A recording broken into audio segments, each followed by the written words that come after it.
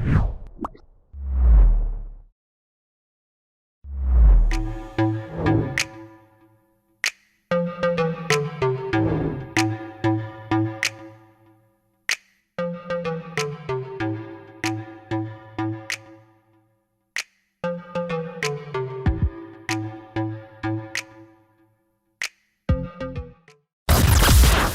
to the SNA Live podcast, hosted by Three the Hard Way. This is for the culture, Black and Latinx. Where you at? Yo, what's good, cigar fam? It's your boy C-Way, and welcome to SNA Live, the show not just about cigars and cigar lounges, but life in general. Because if you're in a nice-ass cigar lounge with your peoples and only talking about cigars, then you missed the whole motherfucking point. We're recording live as always from Smoking Ashes, Cigars and Haberdashery, yes, sir. The hottest cigar lounge in these United States. With me as always are my partners in crime. We got the GM, we got Leaks. Say what's up to the people. Yo, what's good, What's going on, fam? Don't forget we can now be seen on One Institution Media's platform as we are now a part of the OIM family. Today's episode is episode number 14. 14? Season is flying by. Quick. We're calling it ACCE. ACCE $. Period. Essentially what we're going to be talking about in this episode is the lack of access that our people sometimes have to the more expensive sports. We're talking golf. We're talking tennis. We're talking gymnastics. Yeah. We're talking hockey. Fuck it, we're talking lacrosse. Yeah. You know what I'm saying? So Fencing. Yeah. wow. Yeah. It's a sport. Facts. And not every kid gets that access. Nah, not at all. Not at all. So we're going to be talking about our own personal experiences with respect to our children. And playing sports. And playing Yep. sports and getting them into those sports. We're going to be talking about examples of athletes of color that have made it in those sports. The ones that are more prominent and maybe some of the ones that maybe not as prominent. As usual, we're going to be bringing back our segments, the notable mention, and we're going to be talking about what we're rocking with this particular week. And with that being said, as usual, cut your stick, light them up, and let's get it popping. Welcome to SNA Live, a podcast like no other. Featuring Three the Hard Way. You want it, you got it. Yes. We are back, episode 14, ACCESS. Or I should say 14, in rep for Puerto Rican Day that just passed. But all access, we are talking about Boricua. But we talking about youth sports and the gift or the curse. So now is the perfect time to get your stick, get your seat, get your drink, and let's rock.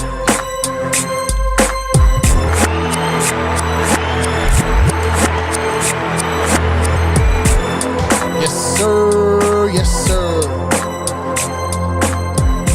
Episode 14. Let's do it. Don't get it Access. twisted. This is a very important topic. Yeah, no, definitely. It's something that kind of gets spoken about, but I don't think a lot of people have access to the information to know the difference. It gets spoken about when the outlier shines. You know what I'm saying? Like when you have the person that's like, oh wow, this person's doing this, that, and the other. And it's like, yeah, but you do understand that there are hundreds, if not maybe thousands of kids that want to get into that sport and can't, simple for the fact of lack of resources. Absolutely. You know what I'm saying? But as usual, before we get into our topics of this particular podcast, we got to talk about what we're drinking, what we're smoking. Leek, I'm going to let you set it off, brother. What you smoking today? So today, I'm smoking the Mumbacho Diplomatico. This is the Toro size. This is a really... I love that cigar. Yeah, this is a really good cigar. We actually had the rep Adrian Acosta, who came out last summer. He did a cigar 101, and this was one of the main cigars that he actually featured. And we got another one coming up July 24th. Yes, sir. Don't forget about that. Come through. Yeah. So he actually did this, and he paired it with the actual Diplomatico rum. So it was the way he did it, he really broke down like how to taste the different nuances, and he taught He even taught you how to drink. Yes, how to drink, like how to taste, not to put drink, your head back, but to be able to to open up your palate with the alcohol and let it, the same way you would do it on retrohale on a cigar. Exactly. So July 24th, like we said, part 2, definitely come by. So this is the Mumbacho Just to give a breakdown, it has Ecuadorian Habano wrapper. The binder is from the Jalapa region in Nicaragua. Jalapa. I'm saying, I keep forgetting that J is silent. Sorry, all my Spanish people. Boricua. And the fillers are, again, from Nicaragua, from Condega, There you go. Esteli, and Jalapa. Okay. Got Here we that go, time. Lee. I had this before. Definitely what we call a flavor bomb. Has some raisiny sweetness to it. Yeah, that one's different. It pairs perfectly with the rum. But it's also, what's a little unique about this? Even though it has the sweetness, it also has that, at least in my opinion, is one of my favorite blends, sweetness mixed with a little pepper to it. It's because of those extra regions inside the filler. Exactly. So it's a good combination, a good balance between. But it's not both. overpowering. It's not pepper. overpowering. It's definitely a good balance Yeah. between it. So we'll talk about what we're drinking, but I think this is going to pair really well. So what you smoking on, Rob? I have gone with the full body Roma Craft Neanderthal. That's a good one. This right there. cigar is right there. not for the faint of heart. Definitely not. It is a very strong, very well put together cigar. Yes. The flavors on it are complex. The construction on it is amazing. It is encased with a San Andreas wrapper, which is very coarse, which is a favorite of ours. Yes, it is. Yes, sir. Then peep the binder on this bad boy. Connecticut broadleaf binder. Inside of a San Andreas wrapper. That's why. Yeah. And then you have... You gotta have your training wheels off for that one. yeah, you do. You do. And then you have Nika fillers from 4 different regions. So this thing is just loaded with experiences. Definitely eat before you smoke that. Yeah, this is not one that you can have with empty stomach, like you just said. So again, definitely try out this Roma Craft Neanderthal. It's, I don't know, it's one of the best cigars I had of this year. So definitely check this out. And Conway, what are you smoking today? So I have the Embambe Corojo Oscuro Perfecto. I love that So company. Yes. these things have been moving off our shelves like crazy. Yes. Not only from our members, but from our regular customers, Yes. from newer customers. And then when they'll come in and like, oh man, the Embambe joint, yeah man, it's gone. Yeah. Y'all just got him in 2 days ago. Yeah, I know. And then they call and let me know when it comes in. Calling every day. Exactly, Did it come in exactly. yet? Did it get in yet? Yeah, it's one of those sticks that no matter how many boxes we have, they're going. They just Because keep people going. don't buy 1 or 2 at a time. No, because they're scared to lose. So they Exactly. buy 3 or 4 or 5 at a time. Exactly. I know we got a couple of members. Yeah. Stash them in their locker. It happened yesterday. So There it's you go. it's an Ecuadorian wrapper and binder, but then the fillers where is like the little curveball. It's Ecuadorian, it's Dominican, then it's Peruvian. Yeah, the mix is insane. And then to add some flavor on top of that, it's put together in Costa Rica. Yeah, exactly. So it's just a whole blend of just deliciousness going down with this cigar. They're amazing cigars, though. That has to be the company of the year for me. Yeah, it's definitely up there. Definitely up there. Not taking anything away from anybody else, but No. their cigars are just, I don't know, for Different level. Different level. And it's pairing well with what we're drinking. So speaking about that, Lee, let the people know what we're sipping on. So we are sipping on Let them know. some Sipping on some. Pampero Anniversario. Okay. Okay, this is made and blended in Venezuela. This is aged 4 to 6 years, it says, in whiskey barrels, which is interesting because I don't really taste that yet, but maybe, I just started. I do when you, Do it again. it's when you first drink it, and it first okay. goes down. I You could taste it on the back end. yes. Okay. And I will say this, listen, for everybody sitting at home, either watching us or listening, we do this. Yeah. Like, we know the difference with different rum scotches. To be honest with you, we can sit out here and drink 18-year Glenlivet. We could drink, all types of like these high end, but we are small batch connoisseurs, so we enjoy bringing and trying different things. Definitely. Just for the record, I just want to set that straight. Yeah, definitely. You know what I mean? You guys might wonder why you don't see, always like a, one of these quote unquote Lagavulin 16. You don't be and stuff drinking like that. Macallans all the time. Macallans and it's stuff like that. Like, We do do that a lot. but we're trying to put you on to something new. Yes. Something different. Expand your horizon. Yeah, it's true. Try, diversify. Need to diversify your bonds. So I just wanted to just make that very clear. We're just the same way we do with our cigar selection here. Majority of our cigars here in Smoking Ashes, we carry a lot of small batch that companies that people either rarely heard of or they've never heard of. Yeah.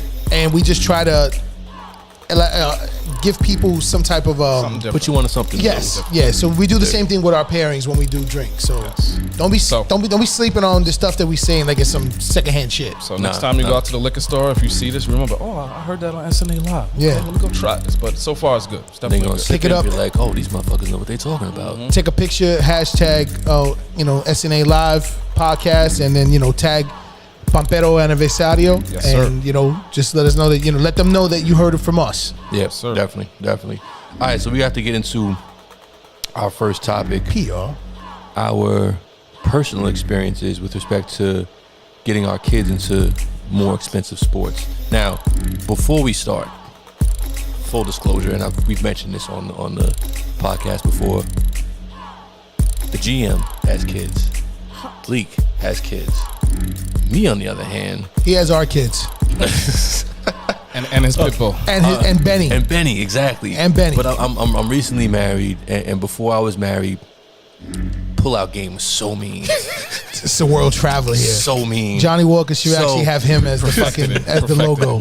So no kids as of yet. You know what I'm saying? It'll probably change in the near future. But like I Absolutely. said, no pressure. the crown was cemented. Pull-out king. I was yeah. But he does hear a lot of shit from us, so So I know what I'm in for. Yeah, facts. Definitely know what I'm in for. So I'm gonna let you guys, take this in terms of your experiences. All I can speak to is me playing. well, that's a ball part in of it though, in the because playground. it is a part of it though, It's a part because of you it. should know the difference too of playing street ball Mm-hmm. and when you start actually going real organized. Yeah. When you're just Big playing pickup difference. ball, It's a big difference. all of a sudden you're inside of a gym with trainers, coaches. There's an actual plan. Yeah. You're like, wait a way minute, different. wait a Yeah. minute, this is not just find the open guy. There's schemes and stuff Yeah, like that. yeah. So you could talk to that. But speaking of access to different sports, listen, where we've grown up as us personally, like I know I grew up in the Bronx. We all know that we all lived and grown up between the Bronx and Yonkers. Yeah. The only tennis courts I knew of, for instance, were like in Van Cortlandt Park, and you needed like a special permit Permit, to yeah. even play there. Yeah. Outside of that, I know 168th was at Crotona Park. Yeah. They had a tennis court in there. Did they? Yes, they did. The only reason why I know that is because when I was like 11, the first game I ever saw live was Jim Courier played in the Bronx. In Crotona Park? Yeah, the Say word. GHI Open at the time. GHI doesn't exist anymore. They were an Yeah. insurance company. Yeah. They had like an open. And In they the did it. Bronx. They did it in the Bronx, bro. That's the first time I saw a tennis. That's why they don't exist anymore. Their, Facts. their budget wasn't like that. Yeah, that was crazy. You had a fucking open in the South Bronx. You had Jim Courier playing in the South in Bronx. the early 90s, because Yeah, Curry bro. was playing like in He had a 91, name. 92. He had a name. But the Bronx in the You had him in the Bronx playing tennis. I That's know, crazy. trust and believe. So again, the only time I ever had the experience of playing tennis was a couple of times I can't even deny. Like my dad had the opportunity. He worked his ass off to be able to take us on one vacation a year. Yeah. And most of the time we went to a resort that had a tennis court. Yeah, And yeah, you had to usually rent the come- tennis balls and Yeah, stuff from yeah, there. it comes So with that it. was my experience with tennis. Yeah. Coming back, never had the chance to. Gotcha. Same thing goes with the ice rink. There weren't too many ice rinks in the Bronx. There weren't. I mean, obviously you could play lacrosse in a grass field, but who had lacrosse equipment? I don't even think I knew what the fuck lacrosse was until I was like a teenager. 80s movies is the only reason why I knew what Yeah, lacrosse yeah. was. I knew what it was. I wanted to play, but it wasn't around. You didn't Because it have was access to hockey it. with just on grass, On where, grass, where yeah. you felt more like yourself, being able Exactly. to be you. It's like You're playing athletic. tag out in the hood. Basically. Yeah, you basically. got you. Yeah, Shook you. Exactly. You actually would have been good at that. That's why you think I freaking. You loved actually it. would've been good I with wanted that. to play that so bad, but yeah, it was no access to it, man. It's So crazy. now growing up, getting older, having children, moving out to Jersey, I had a chance to open the horizons for my kids. But not just on these particular sports that we're talking about, like golf, tennis, lacrosse, because most of the high schools out here in suburbia, they have these programs. Fencing. Yeah. Still took me for a loop with that one, fencing. Like I never would have thought about that. If we would have sat here for like the next hour, like just come up with sports that like, Fencing, expensive. Fencing Yeah. would not have been one of those things I came up with. It's I'm up sorry, there go though. ahead. It is with high school sports. And I Yeah, know no, a it set is, of yeah. twins from locally, they just got scholarship. They're gonna be right here in FDU, but still nonetheless, they got a scholarship to Nice. That's all that matters. fence. And the that's goal. free That's the education. goal. Free That's the education. goal. That is Yeah, the that's the goal, man. championship. That's it. But that's what we teach our kids when we're playing on the youth level, the championship for us as an organization is making sure that you get Full ride. a full ride. Yep. That is the win. That's it. Going pro, if you go pro in any sport, God bless you, because that's Exactly. lightning in a bottle you're catching. Yeah. Just being real, the numbers don't add up. Yeah. So if you do that, but if you can get through college without paying and having debt, Exactly. you won. Without paying and having time to actually study. Because some of these programs... Student athlete, being a student athlete is extremely hard, Yeah, really, really rough. So, especially on scholarship. Yeah. So I'll speak to my personal experience. So growing up, I actually went through this. So you know my story. Yeah. So I was a freaking active ass kid. I had ADHD, couldn't sit still. On top of that, grew up in a hood where there was a lot of crime, a lot of shit going on outside. And shout out to my parents. Their main goal was to make sure I didn't get caught up in the streets. And at the same time, I couldn't fucking sit still in the house. So I was driving them crazy. Yeah, so they had to get you into something. So shout out to my grandparents, because we did not have a lot of money in the household. You know, it was 3 of us in the house. I mean, both my parents worked, but you know, they weren't making a lot of money. We struggled, but my grandparents were the key to helping me get through that. That's what's up. And again, a lot of kids in you know, us growing up in our hood, we didn't have that. You know, for the most part, Didn't even have grandparents. We didn't even have grandparents, or if they did, you know, they was off doing their own thing. They have no money. Or separate. Separate, exactly. So I was blessed. I'm gonna use it. I was blessed that I had grandparents that helped me get through pretty much my childhood of not getting in trouble, and they kept me busy by putting me in sports. I actually did one of these very rare, expensive sports. I'm not ashamed to say it, because I was fucking couldn't sit still. I did gymnastics at There's nothing wrong with that. age 5 years old, and I did it. I was competed nationally. So from 5. I have one question. Yes. How tight were the tights? They were really tight. They were really tight. They showed my 6-year-old package. They showed my 6-year-old package. But yeah, I was a diesel ass little 6-7-year-old kid, dude. I had the cuts and all that. I was walking around like this. The 6-year-old looking like he just came out the yard. Exactly. That's exactly what I looked like. I was skinny as fuck, but I was cut up. But no, but you know what I mean? Like, it was expensive, bro. It was expensive, and Sure it took a lot of time. Like, literally from Monday to Thursday, there was practices from 4 to 5 hours. But again, it kept me out of trouble. Yeah. On top of that, I also did track, which is, I mean, people from my hood usually do track, but I was also competitive in track. So I say all to say, I was blessed at a young age to not, you know, go into the streets early. Again, I had grandparents that helped me out. But now that I have kids, I'm trying to do the same thing for my kids. The same thing as far as putting them in sports that are a little bit kind of out of the ordinary for us as far as with black folk. And it's like day and night from how I grew up to, again, being out here in Jersey. You see your access. I mean, my son freaking did wrestling. He wasn't thinking about fucking wrestling. No, we weren't, but We were, but it was like WWE. WWE. But I will be This real is with you. Organized wrestling. So Yeah. when you dive into playing football and coaching football, you realize that wrestling and football they go hand in hand. Yeah. So most of the football players that play in high school, they wrestle. Like The Rock and who was it? There's other Well, I mean, dudes. just in general, like right Yeah. now, like in current high school right now, Oh, you're saying, okay. like wrestling how your son did. Yeah. Like it goes hand in hand with football. Got you. Most wrestlers play football and vice versa. You know what I mean? The same way there's Makes other sense. guys Kinda that makes sense. obviously your wideouts and your running backs can wrestle, but most likely they run track. And then linemen. And the bigger men, Yeah. Big you men, know, special and players. field. Track and Maybe the field. running back Yeah. could be Yeah. a wrestler Yeah. for his weight class. But when you come out to like Jersey, for instance, wrestling is huge. Big out here. It's fucking big. Wrestling is huge One of my out here. son's friends is in nationals right now. That's what I'm saying. It's a huge sport. Yeah. But to your point before, you were saying just on how these sports that we didn't have access to, that you try to get your kids involved in. So I will sit here and tell you this, from my personal experience, to be real with you, playing football growing up wasn't as glamorized in the city as basketball or baseball. Definitely wasn't. Because it wasn't a lot of Because there wasn't a lot of football fields or programs. No. And there wasn't a lot of access there. When I came out here, I had an opportunity to get my kids to the town, Exactly. where they started playing ball at a young age, growing up the way I wish I had the chance to. Just look at the NFL. Like when you look at the NFL versus the NBA, Where the they come NBA, it's like, oh, they're known for the point guards coming out of New York City. You know what I mean? The NFL is known for its football players. There's not really too many football players out of the New York area. I Not a lot. can't It's name. not a lot. I don't we know. had one in Yonkers, but he was a lineman. Kennedy, Jimmy Kennedy. He played in the NFL for about. He played with my brother. Yeah. He went to Roosevelt? He went to Roosevelt. Yeah, Yep. okay. He played with my And brother. he played in the pros. Played in the pros for like 8-9 years. See, so that's good. So, but again, But like once again, lightning in Rare. a bottle. Very rare. Yeah, very rare. Now, when you come out to Jersey, it changes Yeah, dramatically. definitely. Like right over the bridge. Yeah. Like this particular town in Teaneck, Tom Bahali came out of here. Lance Ball came out of here. So these are guys who played years in the league. And Tom Bahali was a big name. He was a defensive end that was wrecking. He was causing havoc. Yeah. He was a sack leader for the Kansas City Chiefs. So he was someone who.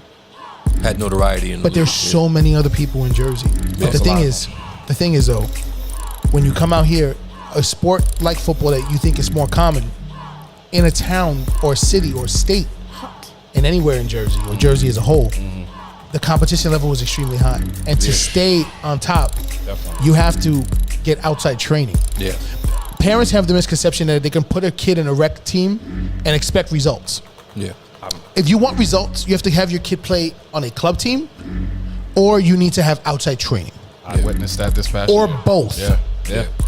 Because sometimes one isn't enough. Because all the other kids are. And then Everyone else now is you're getting a step it. behind. You're behind. Yeah. I literally just had to spend a couple of $1,000 for my son to get training in baseball, and I saw the difference. Like he went from, it was like day and night, but he was on a club team, so it was that pressure of if you want to be as good as these kids, you got to do with these kids. These kids is training 4 or 5. I mean, I can only 4 once a week, even if that. But these kids are getting 4 or 5 times a week, one-on-one training, paying thousands of dollars because they have access to that. You know what I mean? We didn't have that. So I mean, I know it because if I didn't have friends of mine in Jersey, I was blessed to meet 3 amazing trainers in the sport of football, and I've met countless trainers in baseball as well.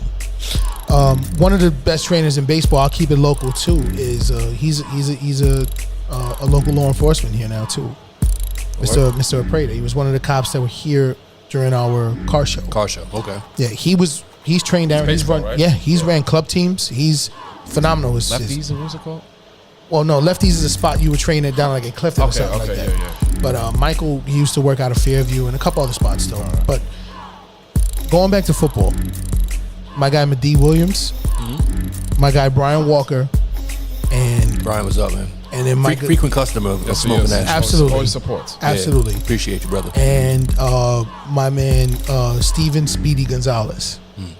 These 3 individuals all played at high levels. Brian and Speedy both played in the NFL. Medee played at Syracuse the same time as Donovan McNabb as the quarterback. Okay. So he's the one that followed McNabb when he was gone. He was the quarterback after. Oh, he was a backup Yes, when he came. which was his turn next. Yeah, okay.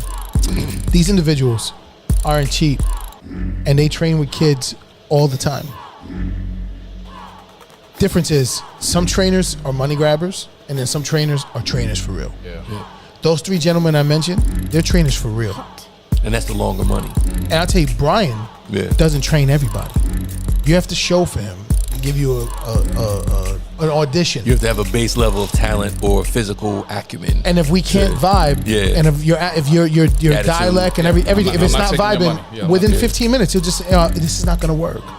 It's not gonna work. Yeah. You know what I mean? So again, but the point I'm making is that you had mentioned the upper hand. Yeah. When you go to these guys who are my friends, you see the kids who are training with them consistently. Yeah. Okay?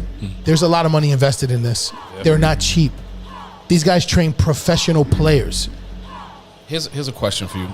It just came up top of my head because I remember me growing up, specifically with basketball. I don't know about football, definitely basketball. In the inner city, in the Bronx, Gauchos, Riverside, all that. We had access to these sponsors. I'll say that in quotes. Sponsors who would help you and get you. My situation. Having the Gauchos, and you had these sponsors who would pay for these trainings and pay for you to be on these teams. Is it like that for football? Are there people out here who are helping these kids who don't have access to the funds, seeing that talent at a young age and then molding them and just helping them through the ranks by sponsoring them? I know that was big back in the days with us. I don't know if that still goes on. Your kids are older than mine, so you obviously. From my experience, most of the kids that get these opportunities, they've had, for one, talent, from young, but they also have had a support system with their parents investing in their training.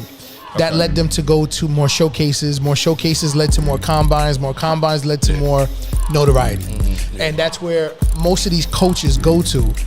They don't, believe it or not, kids are getting scouted already at 6, 7, 8 grade for football though. Yeah, definitely. You know what I mean? Like, we had that in basketball back then. but basketball was common. It wasn't common for football because your body wasn't your matured body's not yet. matured yet. Now there's kids on the radar. Dude, there was a kid who was like, I don't know, 10 years old already with a full scholarship to Michigan.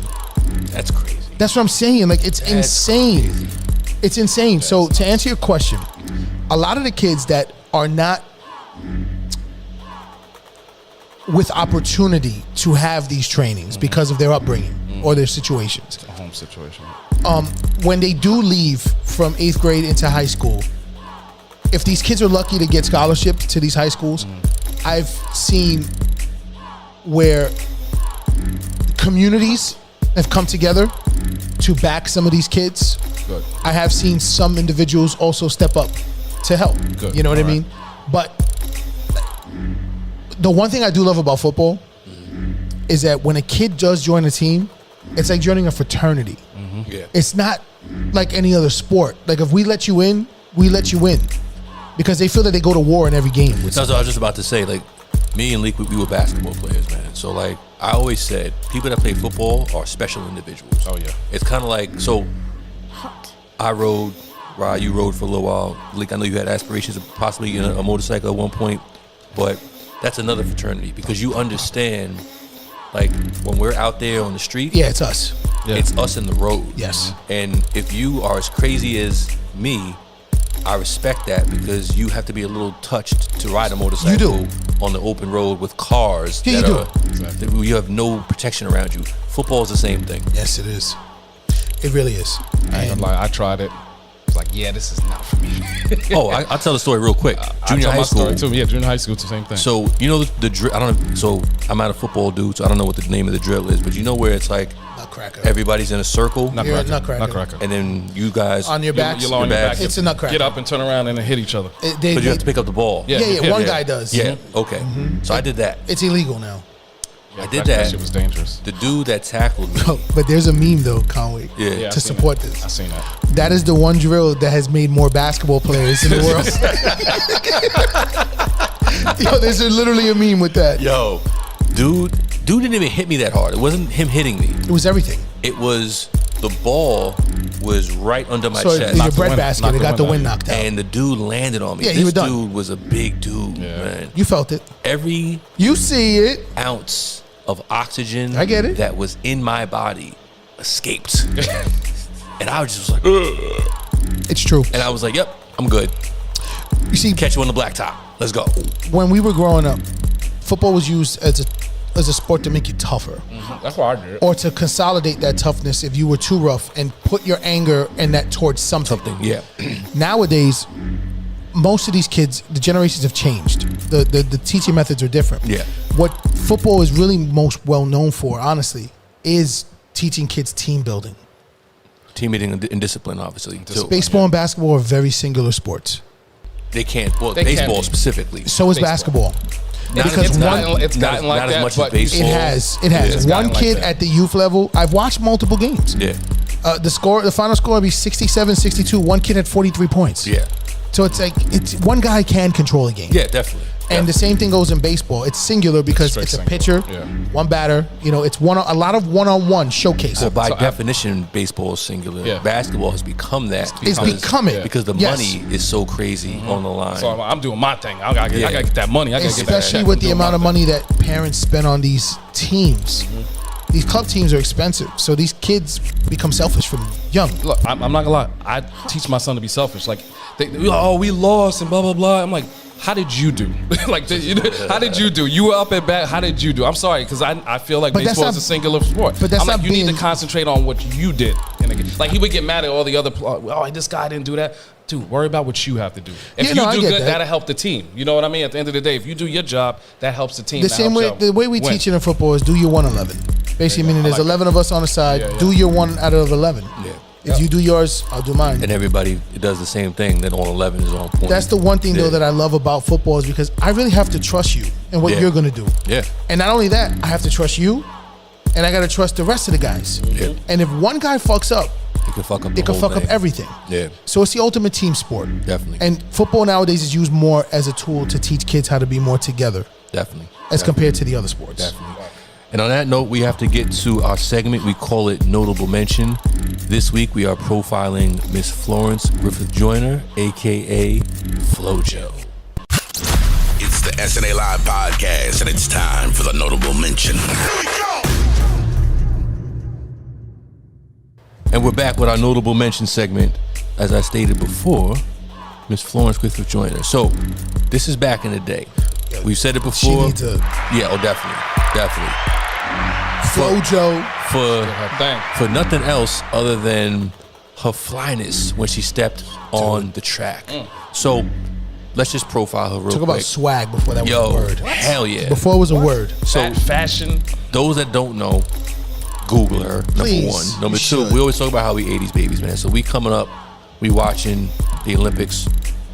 This particular woman, 1988 Olympics. It was in Seoul, Korea. She won a silver and 3 gold medals. She won the gold in the 100 meter. 3 gold medal. She, You know who's that, right? no, what the fuck was that? Who's that, Malik? Come on. Come on. Felix Tito Trinidad. Oh, there you go. When he talked about beating 3 gold medalists. 3 gold medal. Shout out Tito. She got the 200 meter. She set the world record in the 200 meter that year. And she did the relay, the 4x100 meter. And then she also had the silver. And I think she got a gold. No, I think she got a silver in the 84 Olympics. That was in LA. Her hometown, actually. Hometown, that's right. Watts. She's from PJ's in Watts. But Watching her run. Gee, I'm having flashbacks It's like right a now. show. not only was Show. she graceful, but before there was Serena Williams, y'all got to check this out now. Before there was Serena with the fly outfits and the FloJo came out with the nails, Yes, she did. And the leg. with the fluorescent colors, Yes, she did. with the nails looking like Coco from SWV. You know You're what I lying mean? there. You're not lying there. And beautiful woman. Yeah. You know what I'm saying? Like really just Oh, yeah. Her hair easy was- on the hair eyes. was always done. Yeah. But she was fly. Then she used to You know do what I it one leg up and one leg Yeah, down on the thighs. like once Yep. again, before there was and Fashion. no disrespect to Serena. I'm not saying she was biting or whatever, but Serena just took the torch And continued it and carried it over. continued Yeah. and brought it to another level because Serena got that donkey. So, I don't even want to talk about that story. Okay, donkey. Oh, so FloJo was the originator of flyness in sports for women on that next level. And unfortunately, we lost her way too early. She died at the age of 38 years old. Apparently, she had a condition where she had epileptic seizures and she suffocated in her sleep when she had a seizure. So unfortunately, we lost her way too early. But notable mention, Florence Griffith Joyner, a.k.a. FloJo. And listen, like Conway said, man, please, if you've never heard of her before or you're familiar with the name and don't remember her real accomplishments, Joe, jump on YouTube, do a quick Google search, watch a couple of her races, just watch an interview of her, and watch her talk, and then see her swag. Before, like I said, swag was a word. And what she did for the sport. I mean, like realistically, Definitely. a lot of people weren't onto track and field. I was like running that. track at that time. She was one of the Unless- between her and Carl Lewis. Like Carl that's Lewis who we was looked another up one. to. That's- Yes. they look like us, and they were in the Absolutely. Olympics winning gold medals. Absolutely, Definitely. absolutely. So big So ups. speaking about athletes of color, we got to talk about our next topic, which is these athletes of color who come through in these expensive sports. The golfs, the tennis, gymnastics, track and field, fencing. Even though I don't know any people of color in fencing. I don't know anybody. You would any be color in surprised if you fencing. did watch. I know on a high school level, it's very prominent with people of color in fencing. Really? Yeah, You learn And something new I've every seen day. it. I want to see it on like ESPN3 sometimes. I always saw us fencing as far as in high school. It was usually like in those boarding schools and stuff like that. Teaneck has fencing. Teaneck has fencing? Wow. I just told you I had 2 twins from Teaneck. They're going to FDU for fencing. Crazy. Nice. I had no So I mean, Full ride, there's, okay. yeah, I mean, Like I whatever said. their scholarship was, they're going there. So Nice. fencing is a thing. So let me ask you something. So obviously you have the Williams sisters, you have Tiger Woods, but when I say to you and keep in mind, I just want to be clear about this. I'm going to include baseball, and here's why. I know baseball is America's pastime or whatever, but when it really boils down to it, and we were kind of addressing this in the last segment about these club teams and how expensive it gets. So shout out to all these Caribbean players that focus and do what they need to do to get out of their situation of poverty. Because we have people that are, look, we all grew up in the hood on this show of ours, but there's nothing like third world country or outside of the United States poverty. Yeah, like we grew up in like underdeveloped neighborhoods, but not. We had shoes to play our sports. We had running water. These kids have no shoes. They're out playing on electricity dirt. and running water. Yeah. Like general baseline things that you take for playing granted. on dirt, barefooted. Exactly. So I'm gonna include that. Yeah, you have to. Yeah. So when I say athlete of color that's come through in these sports, who comes to mind for you? I mean, well, shit. A couple do right off the jump. You know what I mean? Like, I'll keep it on tennis. What's the young girl who just took herself out for mental health? Osaka. Naomi Osaka. Yeah. I mean, I know she's mixed, but still. I mean, yo, you know why I fucks with her? Because she's black. She has poise, though, and she respects the black culture. But she's black, but she's nationality. She's Japanese. Yeah, but she carries the black culture. No, she does. But that's my point, though. It was so cool that she puts herself out there. She does. She's an advocate for Black American issues. Yes, she does. When she's not American, she doesn't have to do that. She doesn't have to do anything. Yeah, if you see her, it has the Japanese flag when she plays, right? It doesn't have the U.S. Exactly. No, because she's not American. She's born and raised in Japan. But if you see, I follow her on social media. She was out in Haiti doing missionary work in Haiti. That's where her dad is from. But and that's why I don't like the term African American, because it separates. Yeah, you never hear like Swedish American or fucking like. If you're black, you can think be black about that. from America. You can be black from. It's true though. You never hear fucking like a Czech American or you don't. Fucking you don't. Scott American or Irish American. Just American. You do hear Irish American. Yeah, but you know why? Because they weren't considered white until like the 30s. Exactly, they were the of the litter. Yeah, but Irish, Panamanian, Nicaraguan, Dominican, Puerto Rican, like Brazilian. Yeah. You know what I'm saying? Colombian is black people in Colombia. For those that don't know, they're black people in Colombia. So you could be black is not solely just an American. Well, obviously Africa, the largest black continent, but it's not just it's not just exclusive to America. So shout out to Naomi Osaka, because she embraced the struggle without even being American. Thanks. So, Malik, so I was gonna go specifically to sport, which I feel like we've never been a part of, probably because it's too freaking cold. We don't like cold, but hockey, we're slowly starting to. Yeah, if you look into these teams. So to name PK Subban, I believe he's like probably the biggest African American. Yeah, isn't he fucking with shorty that's a skier? Yes. What's her name? Fuck. The Olympic girl. Yeah. It'll come to me. Go ahead. But yeah. So listen to these stats though. In the NHL, it's 97% white, 3% is just a mixture of different ethnicities. Out of that 3%, only 26 are black. I didn't know there was 26. 26, and 20 of them are all from Canada. No, well, it's not an American sport. It's more of a Russian and Canadian but 26 sport. Out of that 3% is only black. Time out. I thought there was like 4 black players in the NHL. That's what I mean. They're starting. No, there's more. Maybe there's 1 team that has like 3 guys on it. 3 of them. Maybe 10 years ago, yes, it was like that. Okay, now, cool. That's why I said we're starting to they're gonna start getting nervous. They're gonna start throwing in some rules or some shit to try to keep us out of here.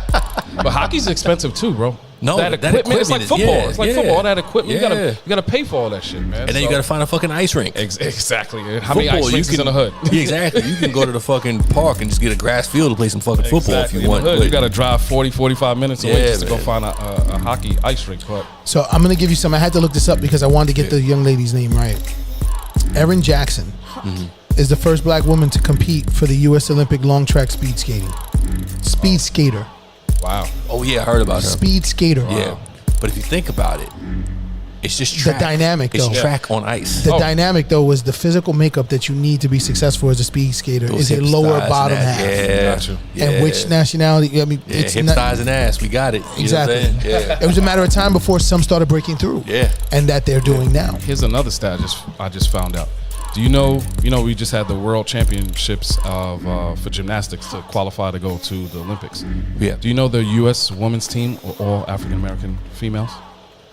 For what sport? For gymnastics. Oh wow. I'm Yes. not surprised They were all- now. So Simone Biles, go to her. You go on her page and she posted it. It's like 6 of them. All Speaking African-American of Simone girls. Biles, let's give a round of applause for that young lady right there. Because listen, breaking records, they changing the rules because of her. yes, they are. They basically are. Yeah. They basically are. This is a young lady who was adopted. Yeah. You know what I mean? Had her own, trials and tribulations growing up. Yeah. Acclimating to a white family that adopted her. Yep. And she's not the biggest. Nah, little girl. Never was the biggest. Little girl. But Lord, her heart and her physical acumen, her physical build actually, that has transcended her into history forever. They named moves after her. It's called the Biles. They have Look at that. moves named after her. Look That at girl that. is talented, bro. Talented, man. Lindsey Shout out. Vaughn, by the way. Lindsey Vaughn. That's who. I was thinking of Vaughn. Oh, Yeah, Lindsey Vaughn. Yeah. Yeah. Okay, Subban. It was fucking with me. She used to mess with Tiger too. Yeah. Yeah, she did. In the words of Smokey, though, I don't think he was in that right. But to touch on something that you said before, I want to give you guys this crazy stat real quick. And I didn't want to chop this up either. I wanted it to be legit.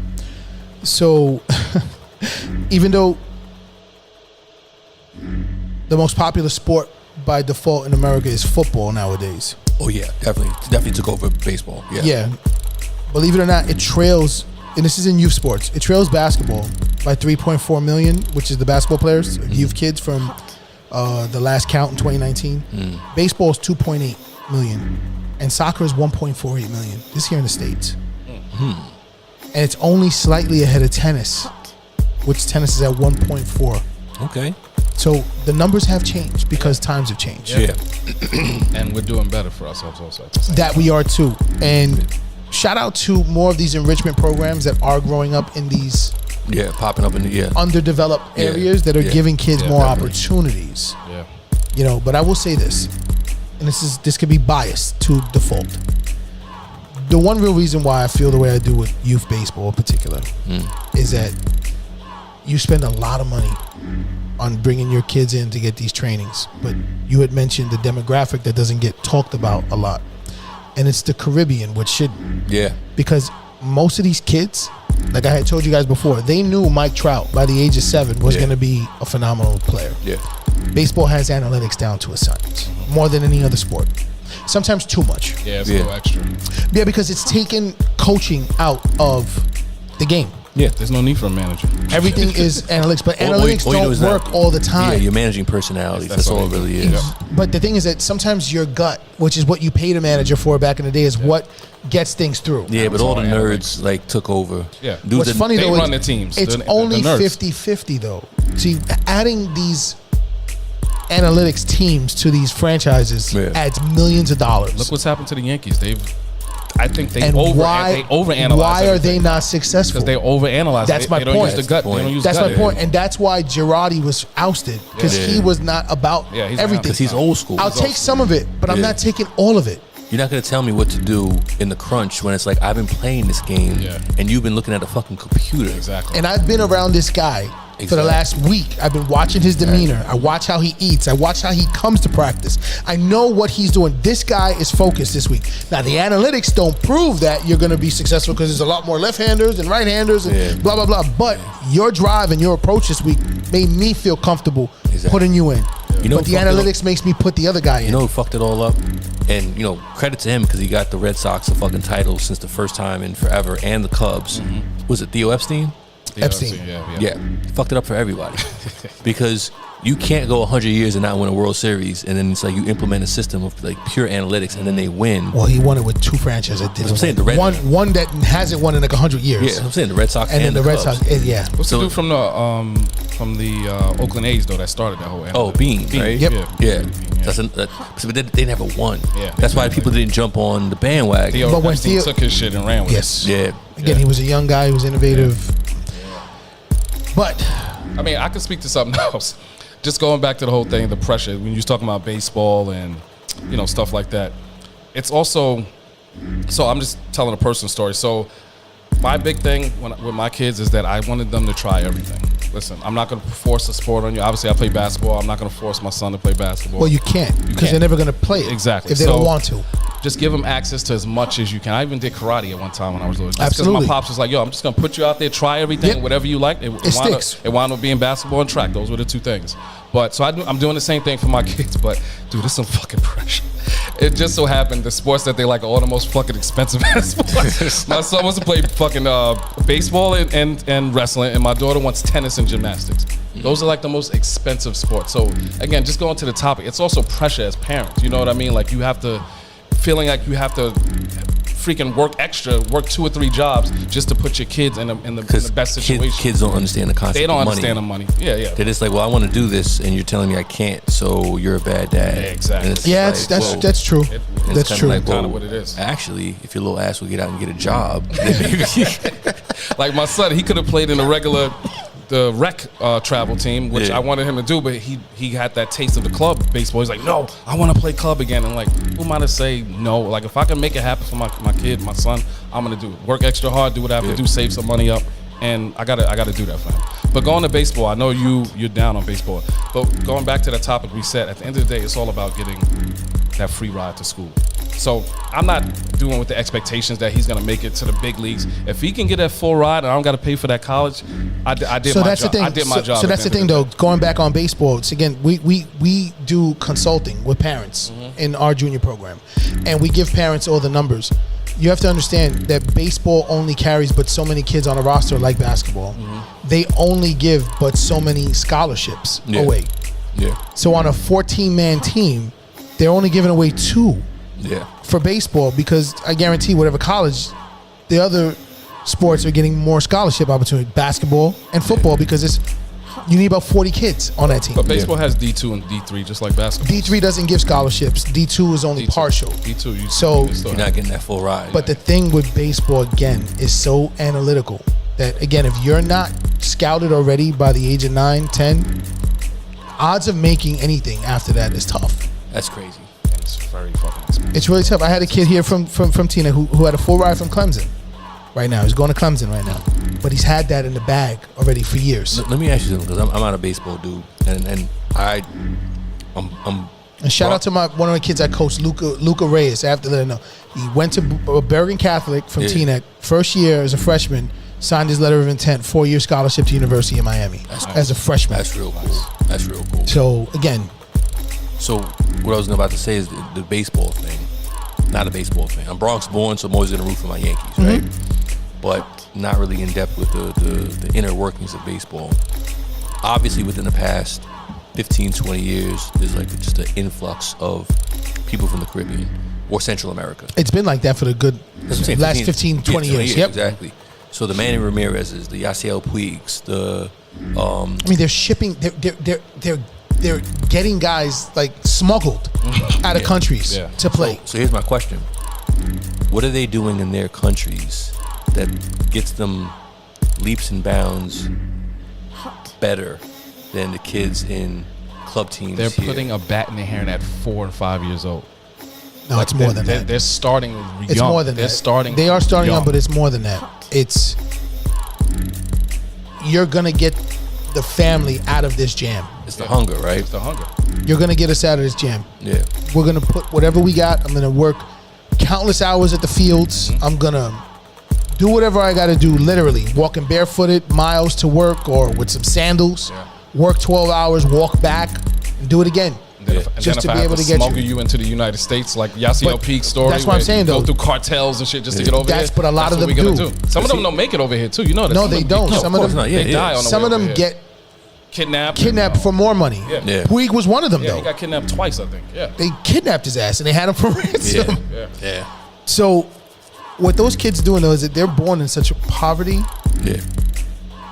All they got, baseball's a cheap sport in relation to putting equipment around because it's not easy to play on a dirt field, but can you do it? Yes. Yeah, you can. Yeah. Get a stick, You- a ball. Well, back in the practice. day, all that you learned in New York City that made a lot of people ball players was most of the parents back in the 50s, 60s played stickball. Stickball. Yeah. Stickball's extremely hard. If you ever tried to hit anything. Yeah. Then that shit is. It's a broomstick with a ball. I mean, you try to swing a broomstick at a ball. With a paddle ball. basically. Yeah. So I mean, And that was the hood tennis. Yes, it was. Like my pops played paddleball. People played my handball. dad was paddleball king. That's what I think. Crotona Park. That's what I think. Paddleball, big time. Yeah. Orchard Beach was another one. So was Yes, Van Orchard Cortlandt Beach, Park. yeah. Van Cortlandt Park was another one paddleball. At 161st Street. Yeah. Another big paddleball, handball. Yep.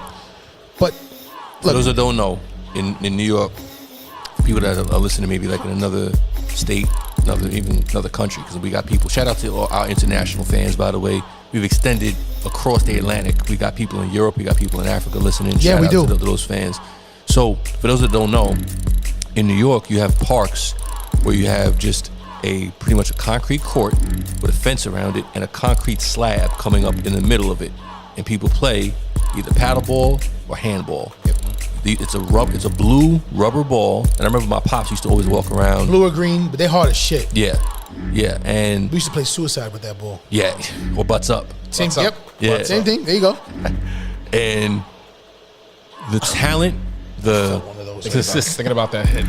we have to do like an old school like hood games that we came up playing. We got to do an episode. Yeah, on that. we could do a parody on it, like it's just a game show type thing. Yeah. Anyway, so the level of competitiveness, the women, fuck the dudes. The women that I saw playing paddleball, they would have their glove. Bro. They would be into it. But the thing is though that they would get to the paddleball courts early, 7 a.m, full cooler Yeah, of beer. Beer, definitely. Okay, full cooler of beer, and they'd be in the definitely be park some Colt 45 all day. out there. That's a whole Absolutely. Sunday. That was Miller Lights, all that shit. And a pack of Newports. Yeah. You was good to go. No, you're right. Or Cools. the cools. Yeah, that was their whole Sunday. But again, the tides have shifted. I'll be honest with you. Watching sports, baseball particularly, like out here in Jersey, you see a lot of like, in baseball particularly, you see a lot of white kids that play baseball. But when you look at the numbers that make it into the league, they're usually these Caribbean kids that Yeah. they're bringing in. It's the Caribbean. Yeah. kids. You know what I mean? We played about 8 games in club. Played 7 or 8 different teams. My son was the only kid of color out of all the games we went to. I get it, man. And for me, when I personally coached my teams here in Teaneck, I had a multicultural team, and I used to get shit from all the other coaches. Not some of them more than the others. I would always put my kids in the hardest division to play in. That's smart. I would take my kids who were considered like kids on the rise, trying to cross over. Yeah. But I would take them to play against Patterson. I would take them against Passaic. I would take them against these teams that are in these hoods. Like literally, I played a team that literally came off a plane Yeah. 2 weeks prior to the game. The whole team that came from DR. But you know what though? That will instill a certain fortitude in your kids, because That's why I did it. these kids are hungry that they're playing against. That's why I did it. So it's gonna make them either cower or step their game up You're and gonna- realize yes. their potential. We're gonna see what kind of cream you are. Are you the Yeah. one that just sticks together and clutters and goes to the bottom, or are you gonna rise to the top? Definitely. So yes. Definitely. But again, there's a lot more kids of color and not just playing, like you said, the traditional basketball, football. You see them now playing tennis. You see Yeah. them more. Track and field has always had a mixture of children of color playing. Yeah. But tennis, hockey, Hockey. Yeah. like I said, fencing. I know it's a Yeah. joke. You know what another one? What? Bowling. And the kids get scholarships for bowling. You know what the crazy part is? When I think bowling, And I love bowling. I love it, but it's more of like I don't take it seriously as a sport. It's more of like I do. We always spoke about that. Oh, It's like I love bowling. hey, let's get together, get drunk, and do. Remember the spot up in Harlem? Oh yeah. Oh, what's the Didn't fucking last name too of long. it? It didn't last long. Harlem Harlem Lanes. Lanes. Yes, Harlem Yeah. I Lanes. stayed in there. I had one of Yeah. my birthdays there. Yeah, I had a Harlem Lanes. couple dates in there. That's before you, Kyle. I'm sorry. Well, judging by the name of it alone, it doesn't exist. So Yeah, it's a very it long was time. back in the day. Back in the day. Great idea though. So yeah, definitely. All right, so we have to get into our segment. We call it "What You Rocking With," where we talk about what we vibing with, what we're feeling, what we're just, like I said, what we're rocking with this particular week. This is what you rocking with inside the SNA Live podcast.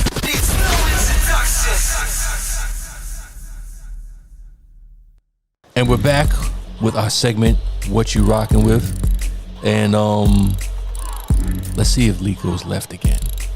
This motherfucker always goes left and just talks about some shit that has nothing Or to if do he with- stole somebody else's topic. or that he's good for that too. Thief. Don't hate because I'll be having a good idea. So Leak, I'm gonna let you set it off, man. What you I rocking with stayed this on week? topic. Got a little sentimental here because this topic was kind of something near and dear to my heart because I can relate to this. I'm rocking with Henry and Hattie Wynn, my grandparents. Okay. Who, yes, shouts out to them because if it wasn't for them, who knows where I would have been. Conway, you know, we grew up on the same block. We Yes, grew up sir. in a very Ravine Ave, what up? Ravine Ave was good, home of the brave. Malik could have been another Latarian. I could have been one of these dudes Like to sticking do us. hood rat shit with my friends. Exactly. Because dudes on our hood was not doing shit with their lives, man. You know what I mean? And, Big time. and my parents on top of my grandparents, if it wasn't for my grandparents, who knows where I would have been. They, fortunately, they did well for themselves. They were retired and they were able to Help out, assist. out and assist my parents and keeping me out the streets. That's and awesome. Keeping That's me from being in jail or something. So again, just shout out to them. You know, God bless the dead. You know, just They did their thank job, you. though. They That's did how you their pay it job. forward. Thank you. Love you. That's By it. the way, Hattie, old school black. Such That a down is south name. She's old from school. South Was Carolina. that Malik, that was the house we went to in Queens? Yes. Okay, yeah, I remember you. South I remember. Carolina, baby. South Ozone Park. What up? I grew up. I remember in the Queens, house and too. everything. I say Yonkers and Bronx, but I grew up in Queens also. I was in Queens pretty much every weekend again with my grandparents. There you go. Shout out to you. Yeah, big up, man. Big ups. Right, what you rocking with this week, brother? So again, you know me, I'm always big on technology, right? So this week in particular, on the topic at hand with the ACCES, my shout out for the week goes to kids that go above and beyond and will not let anything stop them from obtaining their dreams and goals. So this week I am shouting out ACCE Alexander, the first black female softball pitcher who pitched for James Madison University. Yes. Who taught She herself. was doing her thing. Hell yeah. But here's the thing. We spoke about all the trainers and the course. Yeah. This young lady taught herself how to pitch by watching YouTube videos. That's Holy crazy. Shit, I didn't know the story behind it. Nice. She took the opportunity and Go, girl. taught herself off of YouTube videos. And she was throwing heat. She started in those all games. 4 games of the championship series. She knocked off the number 1 Oklahoma team out of the series. Yeah. Again, this is a girl who taught herself off of YouTube. It's crazy. So big shout out to ACCE Alexander from James Madison University. Yes. That's up, man. Go, girl. Yeah, it definitely needs some notoriety on that one because that was phenomenal what she did. So, Conway, what are you rocking with this week? So this is, I don't know if this is fact yet. I think it's just rumor. But if the rumor's true, then definitely got to give a shout out. I'm rocking with Miss Tiffany Haddish with her fine ass. I know where you're going with this. I know where you're going with this. The rumor is, I brought up Florence Griffith Joyner, aka FloJo, earlier. The rumor is that Tiffany Haddish is going to do a biopic, and Tiffany Haddish is going to be playing FloJo. Florence Griffith Oh, that's Joyner. awesome. Man. Yeah. That is awesome. And she has the swag. She's from LA, just Yeah. like FloJo. Yep. You know what I'm saying? So it'll be a really, really good look for her. That's if, awesome. If that's true. That'd be crazy. If it is true, that is dope. Like, and if you know Tiffany Haddish's story, you know, she was homeless for a little while. She was like sleeping in cars and stuff like that. She's in group homes. She grew up in group homes. She was in group homes, exactly. Another She- success story. Yeah, exactly. She admitted that in some of the auditions that she would go to early in her career, she didn't get because she couldn't read as well as the other her people, counterparts yeah. because she would go to school sometimes, but it's tough going to school when you don't have clean clothes because you are homeless. You know what I'm saying? no, it's true. So just, it's so funny. She's a sister that I obviously don't know in person, but when I see her and I see feel her like you doing her knew thing, her. I feel like I'm proud of her. Yeah. Or that too. You know what I'm saying? And it's just like, yo, she is doing her thing. So Her swag reminds me though of people you knew. That you grew up with. You grew up with. Yeah. Definitely. Like that chick you would love to hang out with. just the West Yeah. Coast Yeah. version, exactly. Just the West Coast exactly. version, correct. So if it's true, you know what the rumor is in terms of her doing that biopic, then I'm rocking with Miss Tiffany Haddish. Yes, sir. And just really quick, as a notable mention for what you're rocking with, I got to give a shout out to Deion Sanders for Prime time. stepping his name out and trying to bring more light to HBCUs, yes. especially in the sport of football, because sad to say, there's not a lot of representation of children coming, or because they're kids, Yeah. coming out of college from HBCUs, and I don't think one kid from one HBCU got drafted in the past draft. So They did. it's You can't still tell me there's no talent there. You can't. we're tell still me. coming. It's still a long way, a long ways We're away. coming up. But here's the deal, though, and I'll say this quick for those who don't know. If you look at these big schools that bring these kids out in these drafts, they did a study. Like the kids that come out predominantly from the Alabamas, the Clemsons and stuff, yeah, they get drafted in the first round, but only like 16 or 17% of them stay in the league. Yeah, they don't last The too long. kids that get drafted from these small schools, not just yet, because I think HBCUs will be on the rise soon, but these small schools, like Chattanooga, like just small Troy and schools, shit like that, they're the ones that get drafted 4th, 5th, 6th round, signed as undrafted free agents, and they're the ones that last in the league longer than these number one picks. Gotcha. So again, big shout out again just to Deion Sanders for putting his name out, trying to bring more light, because I think the tables will turn, but we need to invest more in our HBCUs when it comes to sports. Definitely. And that brings us to the conclusion of this episode. We appreciate you joining us on this journey. As usual, you can find us on Instagram. You can find us on Facebook. You can find us on Twitch. You can find us on Twitter. You can find us on our YouTube page. You can find us on the One Institution media platform. You can find us on Castos. Yes, you can. We are everywhere. We're taking over. We thought we came to take part. Now, man, we came to take over. Taking over. So, one podcast at a time. And in the words of Miss Shirley Chisholm, if they don't give you a seat at the table, bring a folding chair. We out. Peace.